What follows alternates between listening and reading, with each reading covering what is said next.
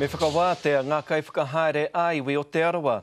Koe rā te whakahaua Merepeka Raukawa Tate, tētahi mā ngai kaunihira hou o Rotorua. Hei tāna kua pū te rūha, nō reira me hao I nāia nei ko te kupenga rangatahi. Koe e tētahi o ngā rangatira o te arawa. Hei tāna ko tai ki te wā kia uru mai ai ngā rangatira wā popo.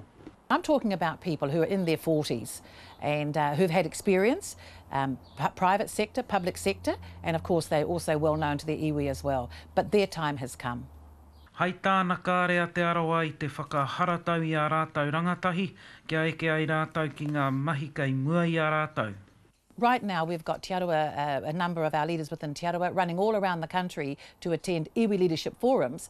What about our own leadership forum here within Te Arawa? Ko whakatūngia mātou I tētahi rōpu e kia nei ko te rōpu rangakatapu.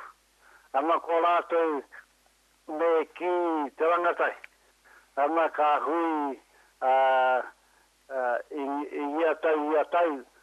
Ko Toby Curtis, te tiamana o te rōpu nui rawa o te arawa, ko tāna kai te kaha rātau ki te whakatika I a rātau anō.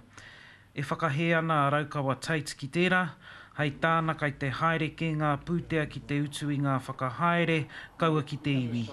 Here we are with 12 organisations, all doing basically the same thing. Waste of money, waste of potential, and certainly we need to do better than that. He mea māro rāte nei te mea, kai tēnā rōpu o na pūtea, o na miri o na tāu.